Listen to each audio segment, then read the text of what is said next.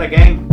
This week we're going to be talking to you about some of Ed and my favourite business books. It's a really strong topic. I think, pretty sure it's Harry S. Truman who said, not all readers are leaders, but all leaders are readers. And there's a real truth to this. I think the best conversations I have typically with business owners are with people that have actually read a few books. There's not that many you have to get your head around to be absolutely phenomenal at this and do some really great stuff. And we've seen that in the last couple of days, right in the offices here. So you start to just tell a few people about that. They feel like they've discovered something new with you.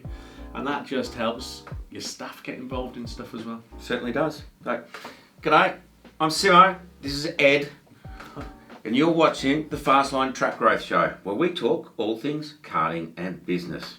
So, favourite business books? Oh, there could be a few. We've had to limit it down, haven't we? There's so many out there. You're a keen reader, aren't you? And I got forced into reading. Do you know, I never read my English language book at school. I never read the I'm not a big,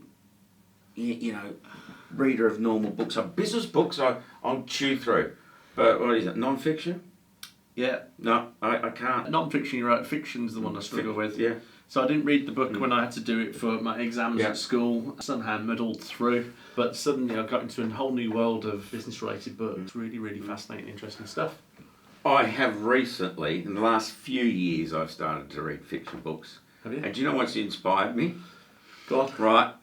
I've read the books my daughter at the moment is reading at school. So I'll read it so I can help her with the homework, you know. My parents used to do that. I never read the book. Well, they wrote all your essays for you. I think there was one business book, and it's on the list today that I started with, so I'll tell you about that in a second. Yeah. And it's the one that was an easy read that got me into all of this. Yeah. And I think if you're going to get into this, start with some of the easy ones. We'll tell you about the ones that are a bit more difficult to read. Yeah. There's a couple of dead easy ones to get into here, and there's a couple where only fools would tread. We've both read them. But we just had to persevere with a couple of books because you need to know some of this stuff. Yeah. So the first one is one you chose, Ed. Yeah, so the first one on my list is a fantastic book called The One Thing. And that's by a guy called Gary Keller. The One Thing is a fantastic book. It should be a really short read, actually. It's just about one thing, but no, it's a meaty book. Keller really gets you to look at your business differently. He talks about the one thing that makes your business a success. And then he makes the argument that all the focus around business should be on that one thing, particularly if you're an entrepreneurial business owner. So some business owners are in business, they manage their business and they're very about the structure and how it all runs operationally. And then I think typically most business owners have got a spark of creativity on the entrepreneurial side. I think if you're an entrepreneurial business owner, I think that is fun and it's really interesting stuff, but it does mean that you tend to look at all these shiny objects. Yeah, and I mean, there is a lot to distract you. When you're running a business. Huge. And when you can narrow that focus down and get that clarity, it can make a big difference. Well, that's right. It can free up your creativity as well, just to focus on one thing. It really helps staff as well. So employees that work for you who know what the one thing is, because you'll repeat it to them, can suddenly get behind an idea and really sort of commit to it as well, rather than turning up every few weeks wondering, what next? Oh no, what's he done now? Oh, he's had a phone call from somebody. And there are places like that. Yeah. So the one thing from Gary Keller is where we start. Cool. The second one on the list is Shoe Dog. Shoe Dog by Phil Knight. The story of Nike. Now, lots of my associates have read this. I've never got heavily into autobiographies. Oh, really? No, I'm a physical book reader. Yeah. Because I highlight stuff so I can come back to it at times. But and I've never got off on audio books. But I think planning for this today, I'm making a commitment to go and get Shoe Dog on audio books and see if I can, That might just be the genre that I like on audio books. Well, you know, Shoe Dog is the book I'd have never ever bought because I'm a bit like you. I'm not really into autobiographies. There's a couple of useful ones, but I'm just not that interested. And then a couple of the people I hang out with are going, "Have you read Shoe Dog?" And it was almost to the point where it's almost embarrassing not to have read it. And then, but there's one bit in there that's so emotional. Your heart really goes out. Now, I've got the book, but I also listen to it on Audible. So you can, if you don't know what Audible is, you can have a listen in and just play it through, you know, anything that's got a bit of podcasty-esque, bit of tech. Now, Phil Knight narrates his own story. You really see the lots of lows and then the highs of Nike. They just weren't that successful for ages. And they were trying to get squeezed out of markets, and you really see the underbelly of what it's like to run a huge business. And then when it gets to the emotional bit, one of the guys I used to hang around with all the time, he turned around and he turned up one day and said, "You all right?" And he just heard Shoe Dog at that moment, and he realised a little tear in his eye. So it's well worth it because it's more like a fiction novel, but it's a real life fiction novel, and Phil Knight has written it beautifully. So well worth taking a bit of time to have a look at that. So I mean, some of them can be interesting. The third one is right here. One that I put up, Yeah. and it's right here. It's Making Websites Win. Apply the customer-centric methodology that has doubled the sales of many leading websites. Now, it sounds like a bloody mouthful, but when we went and looked at redoing our website, I think I consumed this book in a matter of days. It is an easy read, and it's got some really cool stuff in there to get your website performing a lot better. Yeah.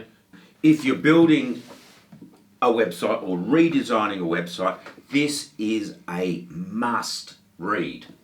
Well, I think I said in a couple of videos past, I made the comment, most websites are shit. Yep. It's the classic problem. One is you get like the designer-led people come in and they do fancy designs to go and show their designy mates. Look at what I've just done. Yeah. It's got nothing, doesn't bear any relevance to your business. Or you've got the real process-orientated one. And it does all the singing, all dancing, but they go, "Oh, this is how they find out to do a booking down at the go-kart centre." You're thinking nobody is going to do a booking like that. And it's rare to find people that can merge the two and make a website work. You can sit there with your website looking at people going, that's not what I envisaged. And right in here is some of the answers. Oh yeah, absolutely. And there's a really good section on about how you should be tweaking your website to get better responses. Yep. And doing A/B testing. It talks about like small iterations. So you just make small changes all the time, and you keep what works and you ditch what doesn't. And you can go from a conversion rate, and it's all about conversion rates. Yep. Right? Conversion rate is somebody coming to your website and actually purchasing a ride. So if you've got 100 people coming to your website, only 10 purchase a ride. That's a 10% conversion rate. Yeah. So and this gives you ideas and lays a bit of a plan on how to tweak these things. Yeah. Test them.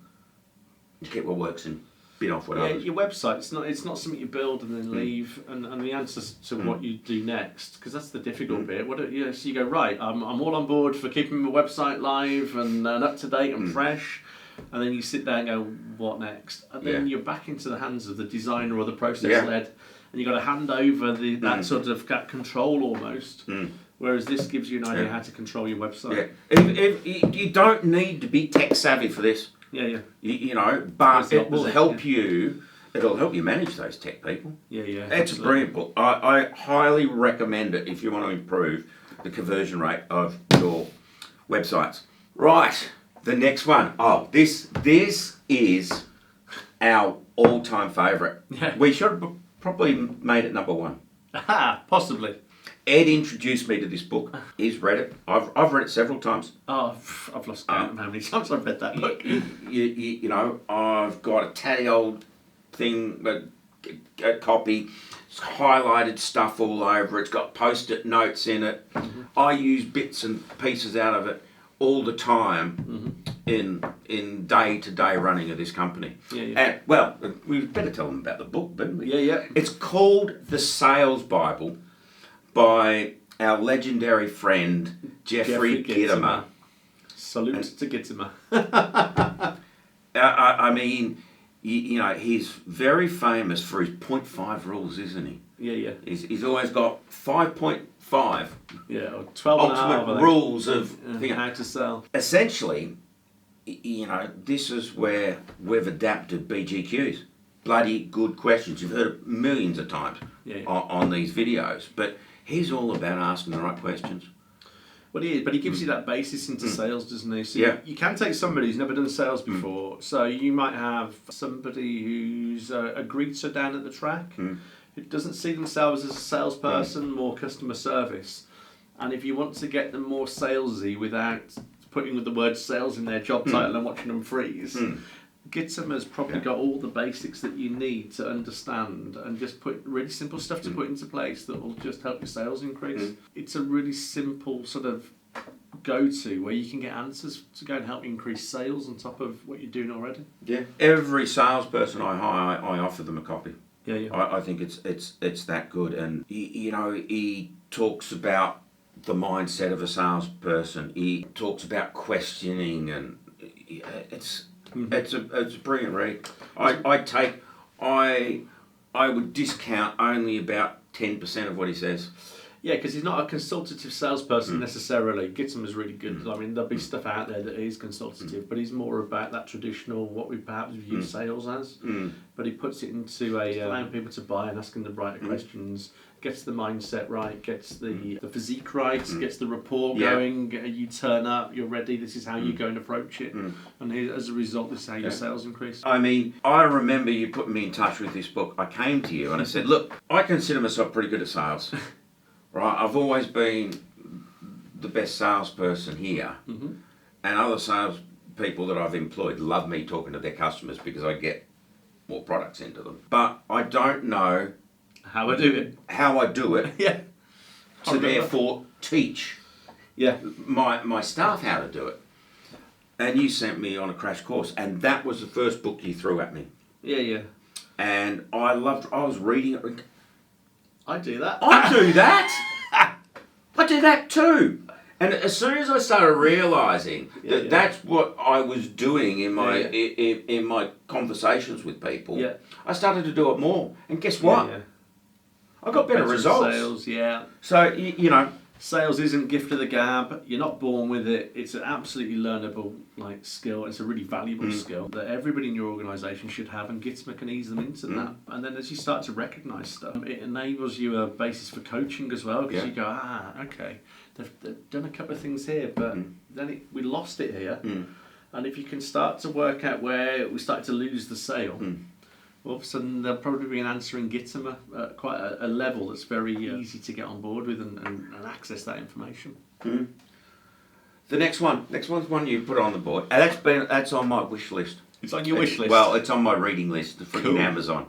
You know, when a great thing with Amazon is when I ever watch a video like this, or I attend a seminar and that, and they mention a book that I think I want, I just put it on my wish list.